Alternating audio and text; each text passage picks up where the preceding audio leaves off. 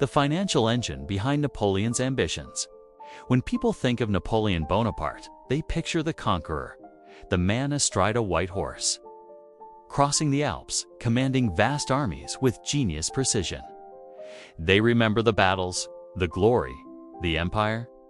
But behind the thunder of cannon fire and the grand proclamations of destiny lay something far more mundane and far more powerful: money. Every bullet fired, every regiment fed, every ship built in Napoleon's navy depended on the same invisible force that sustains all empires' finance. And in Napoleon's case, his economic system was as revolutionary as his politics. Because Napoleon was not merely a general. He was a financial strategist who understood perhaps better than any ruler before him. That power in the modern age depended not only on soldiers, but on credit, taxation, and control over the machinery of money itself. When Napoleon first rose to prominence in the 1790s, France was economically broken. The revolution had destroyed the old financial order. The monarchy's colossal debts, accumulated over decades of reckless wars and extravagant spending, had been one of the key sparks of the revolution itself. By 1789, the French state was effectively bankrupt. The revolutionary government tried to fix this by seizing church property and printing assignats paper money backed by confiscated land.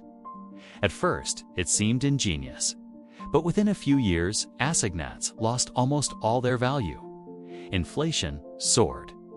Merchants refused to accept them. The French economy descended into chaos. By the time Napoleon seized power in 1799, the country was financially exhausted. The revolution had produced ideals, not income. Napoleon understood that before he could conquer Europe, he had to first conquer France's debt. Napoleon's first great act as first consul was not a military one. It was fiscal reform. He centralized tax collection, crushed corruption, and re-established financial order. The old royal bureaucracy had been notoriously inefficient. Under Napoleon, tax collection became ruthless. Local exemptions and privileges were eliminated. The state introduced direct taxes on land and income, and created a new class of professional tax collectors loyal to Paris, not to local aristocrats. But his most revolutionary move came in 1800. When he established the Bank of France, this institution was, in essence, the engine that powered the Napoleonic state. Modeled partly on the Bank of England, it allowed the French government to stabilize the currency, issue credit, and borrow from private investors. For the first time since the Revolution, the French franc had credibility again.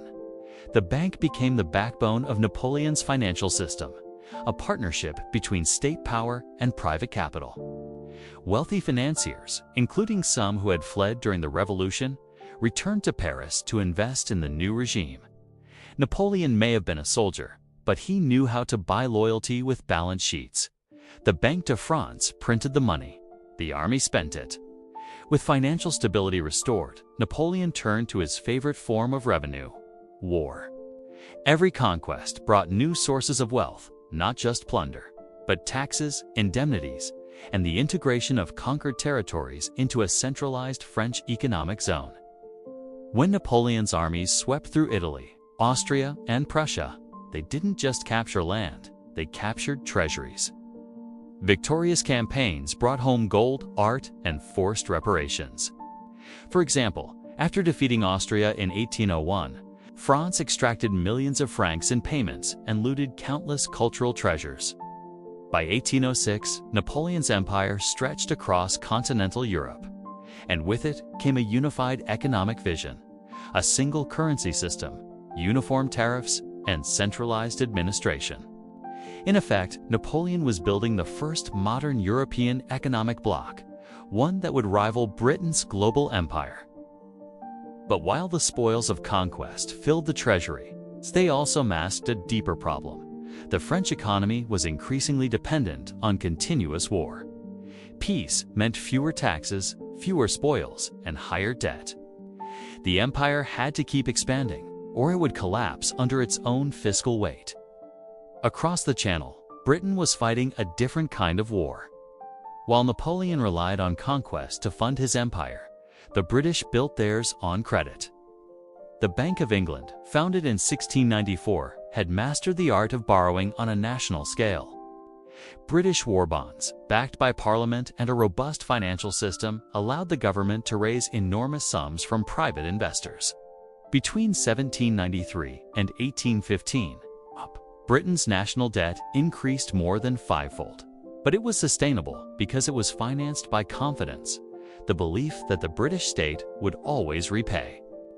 This was the great irony of the Napoleonic Wars. France won most of the battles, but Britain controlled the money. While Napoleon's conquests brought short-term cash, British bonds brought long-term endurance. London's financial system could fund allies, subsidize coalitions, and rebuild armies endlessly. France could not. It was finance, not firepower, that eventually tilted the balance. Realizing he could not defeat Britain militarily, Napoleon turned to economics. In 1806, he issued the Berlin Decree, launching what became known as the Continental System, an attempt to blockade Britain by closing all European ports under French control to British trade. On paper, it was brilliant. Cut off Britain's access to European markets, starve its economy, and force it to negotiate peace. In practice, it was a disaster. Europe's economies were deeply intertwined with British goods and credit. Smuggling flourished. Merchants bribed officials.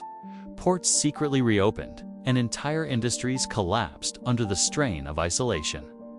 Even France suffered.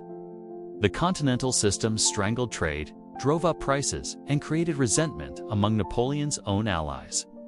The blockade intended to destroy Britain ended up weakening the empire that enforced it.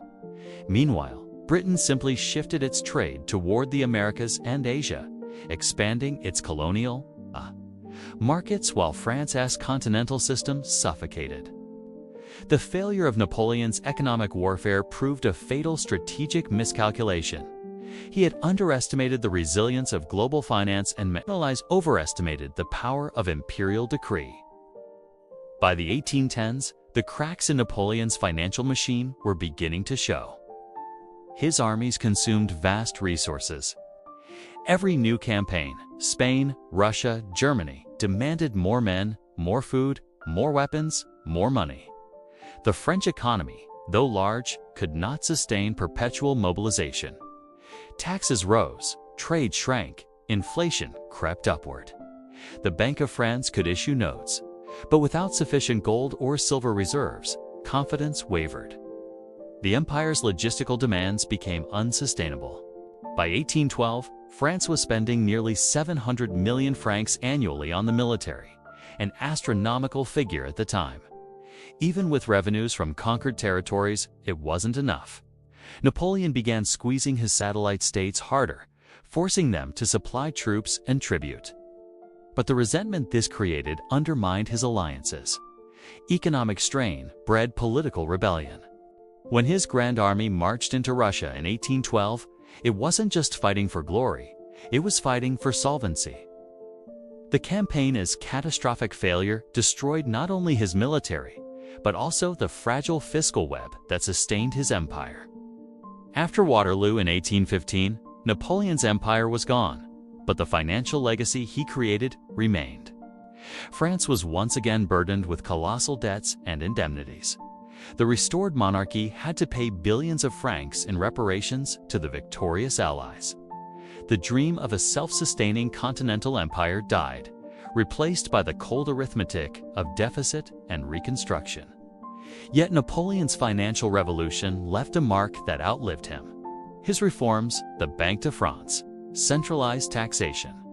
The Napoleonic Code's property laws became the foundations of the modern French state. His understanding that political power required financial infrastructure set a precedent that every European ruler would follow.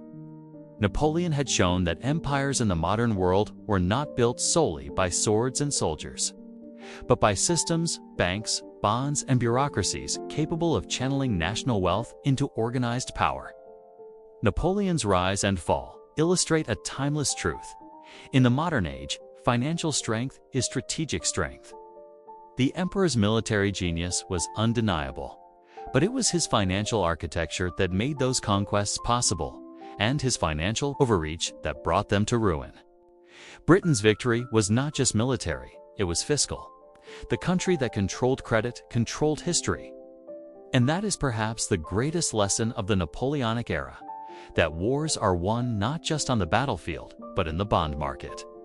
Napoleon's ambition was infinite, but even the most brilliant strategist cannot outmarch the limits of economics. His empire, like so many after it, ultimately fell not from lack of courage or talent, but from the most fundamental law of power. You can't fight the world on borrowed money forever.